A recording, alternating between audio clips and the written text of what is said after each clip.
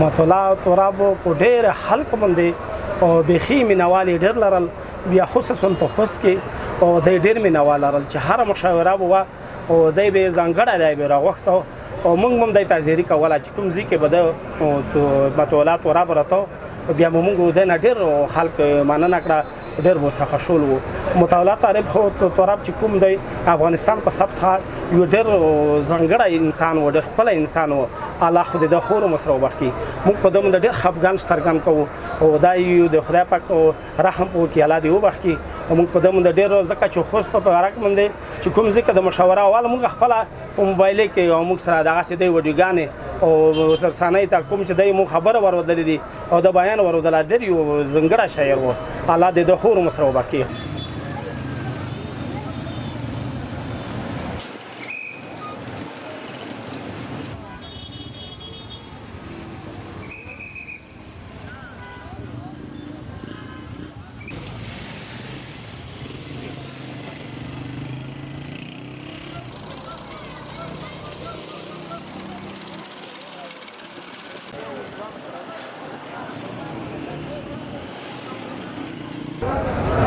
تراب صاحب ډېر بهترین سړی و، بهترین انسان خدای پیدا کړی و.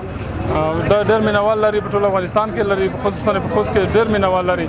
دا نه موږ سخت خفه یو، دا رقم د ته شه به ډېره نه ډکېږي، ډېر وخت به نه شي ډاکه. دا یو ملي شخصیت و، ښه سړی و، بهترین زموږ ټول نه زړه په بد شوی دی، ټول خوستول خصوصا زړی په بدېږي، په ده باندې زړی په بد شوی دی، په بدېږي هم. دا رقم سړی د خدای په موږ ته بیا لوسترو کې بیا لوسترو کې ډېره په مشکله به دا سړی پیدا شي موږ ته. تراب صاحب یاره موږ سره به داسې 3-4-5 شپې کړي. بل ملګری مو شیر محمد مجبور په نوم څخه هغې ملګری و، دا به موږ سره تلو، موږ سره 2 شپې به کړي وي. ډېر لوړ شخصیت و، ډېر لوړ شخصیت و. دا رقم مشکله ده چې موږ ته بیا لوسترو شي.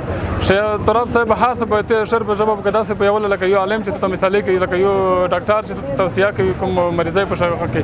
خو تراب صاحب مشکله ده چې بیا پیدا شي.